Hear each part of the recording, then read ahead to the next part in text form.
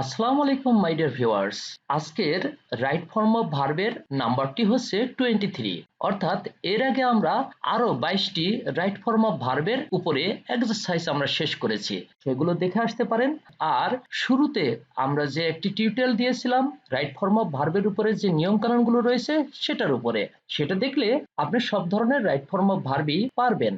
সে যাই হোক, আজকের রাইট ফর্ম অফ ভার্বটি হচ্ছে ডক্টর গালিভারের জীবন কাহিনী নিয়ে, অর্থাৎ গালিভার্স ট্রাভেলস যে উপন্যাসটি রয়েছে সেটার এখানে শর্টকাট কিছু তথ্য দিয়ে এই প্যাসেজটি দেওয়া হয়েছে। এখানে দেখুন 1699 সালের কাহিনী, তার মানে টোটাল এখানে যে ঘটনাটি তুলে ধরা হয়েছে সবগুলোই হচ্ছে পাস্ট টেন্সের হবে, কারণ আমরা জানি পাস্ট ইন্ডিকেটিং কোনো শব্দ যদি সেন্টেন্সের মধ্যে থাকে তাহলে টোটাল ঘটনাগুলোকে পাস্ট টেন্স দিয়ে লিখতে হবে। সে যাই হোক, doctor Gulliver always loved adventure. Adventure হচ্ছে দুঃসাহসিক অভিযান। তাহলে অর্থটা কি দেখুন, ডক্টর গালিভার সর্বদা দুঃসাহসিক অভিযান পছন্দ করতেন। When he offered the position of a ship's doctor, he accepted it gladly. দেখুন, এই সেন্টেন্সের অর্থটা ঠিক এইরকম হবে, পরে আমরা উত্তর লিখব। যখন তাকে একটি জাহাজের ডক্টরের পদের অফার করা হলো তখন তিনি এটা খুশি মনে গ্রহণ করলেন, এরকম অর্থ হবে। এখন দেখুন, when he offered the position of a ship's doctor, he subject offer verb। এখন দেখুন তো সাবজেক্ট নিজে নিজে ভার্বের কাজ করতে পারে কিনা। যদি পারে তাহলে সেটা অ্যাক্টিভ ভয়েসে করতে হবে এবং সেটা পাস্ট টেন্স অবশ্যই হবে, বোঝা যাচ্ছে। আর যদি সাবজেক্ট ভার্বের কাজটা করতে না পারে তাহলে ভাবতে হবে সেটা প্যাসিভ ভয়েসের। এখন দেখুন, হি মানে ডক্টর গালিভার। ডক্টর গালিভার কি নিজে অফার করেছিল কাউকে কোনো কিছু? না, ডক্টর গালিভারকেই অফার করা হয়েছিল একটা শিপের ডক্টরের পোস্টে চাকরি করার জন্য। হ্যাঁ, ডক্টর গালিভারকেই অফার করা হয়েছিল শিপের ডক্টর হিসেবে চাকরি করার জন্য। রাইট, তাহলে এটা সাবজেক্ট ভার্বের কাজটা করতে পারছে না, এটা প্যাসিভ ভয়েসের হবে। আর প্যাসিভ ভয়েসের ক্ষেত্রে আমাদের মনে আছে তো উত্তরটা কিভাবে লিখতে হয়? দুটি শর্ত মেনটেন করতে হয়। কি কি বলুন তো? একটা হচ্ছে বি ভার্ব ব্যবহার করতে হয়। বি ভার্ব মানে তো am, is, are, was, were, been, being এগুলো একটা হবে। আর মূল ভার্ব যে এখানে আছে অফার, সেই মূল ভার্বের পাস্ট পার্টিসিপল ফর্ম হবে, অর্থাৎ এখানে অফার্ড হবে। আর বি ভার্ব হিসেবে আমরা ব্যবহার করব ওয়াজ। তাহলে দেখুন উত্তরটি হবে হি ওয়াজ অফার্ড। তাহলে when he was offered the position of a ship's doctor, যখন তাকে একটা জাহাজের ডক্টরের পদে চাকরি করার প্রস্তাব দেওয়া হইল তখন কি হলো? হি অ্যাকসেপ্টেড ইট গ্ল্যাডলি। এটা আবার অ্যাক্টিভ ভয়েস হবে, কারণ ডক্টর গালিভার নিজেই এটাকে অ্যাকসেপ্ট করলেন। তাহলে এটা পাস্ট টেন্সের কারণে আমরা অ্যাকসেপ্টেড করেছি। তাহলে পুরো সেন্টেন্সটার অর্থ দাঁড়াচ্ছে এরকম: যখন ডক্টর গালিভারকে একটা জাহাজের ডক্টর পদে চাকরি করার প্রস্তাব দেওয়া হলো তখন তিনি এটা খুশি মনে গ্রহণ করলেন। One fine morning in May 1699, the young doctor boarded the sailing ship Antelope. 1699 সালের মে মাসের এক সুন্দর সকালে ইয়াং ডক্টর তার পাল চালিত জাহাজ অ্যান্টিলোপ বোঝাই করে প্রস্তুত করলেন। For many weeks all went well. অনেক সপ্তাহ যাবৎ তারা ভালোই চললেন। But one day a terrible storm arose and the antelope sank. দেখুন, এখানে একটি ক্লজ দেয়াই আছে, অন্য ক্লজটির জায়গায় গ্যাপ রয়েছে। অর্থ কি দেখুন, কিন্তু একদিন এক ভয়ানক ঝড় উঠল এবং অ্যান্টিলোপ জাহাজটি ডুবে গেল, এরকম হবে। তাহলে দ্য অ্যান্টিলোপ এটা হলো জাহাজের নাম, আর জাহাজ নিজেই ডুবে গেল এবং সেটা পাস্ট টেন্স, এই জন্য সিঙ্কের পাস্ট টেন্স আমরা স্যাঙ্ক করব। তাহলে উত্তরটা লিখবো sank. What happened to his shipmasters he never knew. দেখুন, এখানে পাস্ট টেন্স হবে যে ওই শিপ মাস্টারদের কি ঘটেছিল তা কিন্তু তিনি কিছুই জানতেন না, এরকম হবে। তাহলে এখানে কি হবে? What happened to his shipmasters, ship মাস্টারদের কি হলো? He never knew, তিনি তা কিছুই জানতেন না। But he himself managed to swim to an island. কিন্তু তিনি সাঁতরে গিয়ে একটি দ্বীপে কোনো রকমে উঠতে পারলেন। He dragged himself up on the shore and fall into a deep sleep. দেখুন, এখানে একটি ক্লোজ পাস্ট টেন্সে দেওয়াই আছে যে he dragged himself up on the shore, তিনি নিজেকে কোনো রকমে সমুদ্র সৈকতের কাছে টেনে টেনে নিয়ে যেতে পারলেন।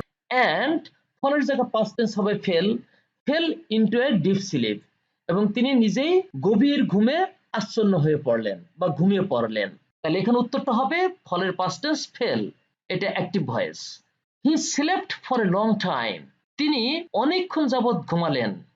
হি woke up and endeavored to stand up. endeavor মানে প্রচেষ্টা করা বা চেষ্টা চালানো, অর্থাৎ ট্রাই, অ্যাসে ইত্যাদি। তাহলে দেখুন, হি woke up, wake up এর past tense এখানে আছে woke up, তিনি জাগ্রত হলেন এবং কি করলেন, endeavored to stand up, endeavor থেকে past tense হবে endeavored, এবং তিনি দাঁড়ানোর চেষ্টা করলেন, এটাও অ্যাক্টিভ ভয়েস।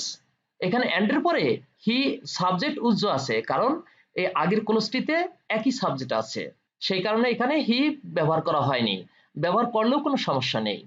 তাহলে হি woke up and endeavored to stand up, তিনি জেগে উঠলেন এবং দাঁড়ানোর চেষ্টা করলেন। বাট হি নট মুভ, এখানে লক্ষ্য করুন অর্থটা বোঝাচ্ছে কিন্তু নড়াচড়া করতে পারছিলেন না, এরকম। তাহলে হি ক্যান নট না বলে আমরা কুড নট বলবো, যেহেতু পাস্ট টেন্স। তাহলে হি কুড নট মুভ, তিনি নড়াচড়া করতে পারছিলেন না। এখন কুড কেন আসলো, কারণ পারছিলেন না, পারা অর্থটা এখানে বোঝাচ্ছে, এই কারণে আমরা কুড ভার্বটাকে নিয়ে আসছি, আর ক্যানের জায়গায় কুড হয়েছে, সেটা পাস্ট টেন্স, সেই কারণে। হি কুড নট মুভ, কিন্তু তিনি নড়াচড়া করতে পারছিলেন না। He discovered that his hands and feet fastened down, fastened হচ্ছে শক্ত করে বাঁধা। তাহলে তিনি আবিষ্কার করলেন অথবা বুঝতে পারলেন that his hands and feet, তার হাত এবং পা শক্ত করে বাঁধা আছে, এটা তিনি টের পাইলেন বা বুঝতে পারলেন। তাহলে এখানে কি হবে, যে হিজ হ্যান্ডস অ্যান্ড ফিট, তিনি নিজে কিন্তু তার হাত পা বাঁধেননি, তার হাত পা শক্ত করে বাঁধা হয়েছে, কাদের দ্বারা, অন্য কারো দ্বারা। তাহলে এটা প্যাসিভ ভয়েসের হবে। আর প্যাসিভ ভয়েস হলে কি হয় মনে আছে তো, ওই যে এ নাম্বারের গ্যাপটিতে আমরা বলেছিলাম যে বিভার্ব ব্যবহার করতে হয় আর মূল ভার্বের পাস্ট পার্টিসিপল ব্যবহার করতেই হবে, কারণ সেটা প্যাসিভ ভয়েস। তাহলে এখানে কি দিবেন, সাবজেক্ট কিন্তু plural, his hands and feet, তাহলে ওয়াজ না হয়ে অবশ্যই ওয়্যার দিতে হবে, ওয়্যার ফ্যাশনড, এটা হবে উত্তর। ওয়্যার ফ্যাশনড ডাউন, তিনি আবিষ্কার করলেন অথবা বুঝতে পারলেন যে তার হাত এবং পা শক্ত করে বাঁধা রয়েছে। Then he horrified to feel some small creatures creep on his left leg up to his chest. দেখুন, হরিফাই হচ্ছে ভয় পাওয়া অথবা ভয় দেখানো, এরকম অর্থে। এখন এটা অ্যাক্টিভ ভয়েস হলে অর্থ বোঝাবে তিনি কাউকে ভয় দেখালেন, আর যদি প্যাসিভ ভয়েস হয় তাহলে অর্থ বোঝাবে তিনি ভয় পাইলেন, কাউকে ভয় দেখালেন না, বরং ভয় পাইলেন, আসলে ভয় পাইলেন, এই অর্থটাই এখানে বোঝানো হয়েছে। আর সেটা অবশ্যই তাহলে প্যাসিভ ভয়েস। কাউকে ভয় দেখানো হলে অ্যাক্টিভ ভয়েস, আর নিজেই ভয় পাইলেন বা ভীত হয়ে গেলেন, এরকম হওয়া অর্থ হলে পরে প্যাসিভ ভয়েস হয়। তাহলে এটা প্যাসিভ ভয়েস অবশ্যই হবে হি ওয়াজ হরিফাইড, তিনি ভয় পেয়ে গেলেন। কেন ভয় পেয়ে গেলেন, টু ফিল সাম স্মল ক্রিয়েচার্স, ছোট ছোট কিছু সৃষ্টি জীব তিনি অনুভব করলেন।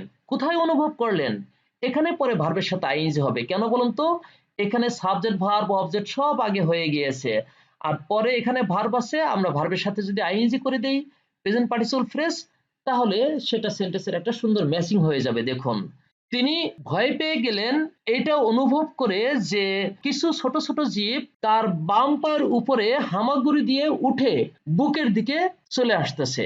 তাহলে এখন দেখুন যে হামাগুড়ি দিয়ে বুকের দিকে উঠে আসতেছে, এই কাজটা চলমান, এই জন্য আমরা প্রেজেন্ট পার্টিসিপল ফ্রেজ বানিয়ে দিলাম, আর সেন্টেন্সটার সাবজেক্ট ভার্ব আগেই হয়ে গেছে। দেখুন, হি ওয়াজ হরিফাইড, এটি হলো প্যাসিভ ভয়েসের পুরো সেন্টেন্স শেষ।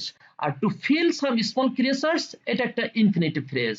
এই পর্যন্তই আমাদের প্যাসেজটা আশা করা যায় খুব সুন্দরভাবে বুঝতে পেরেছেন।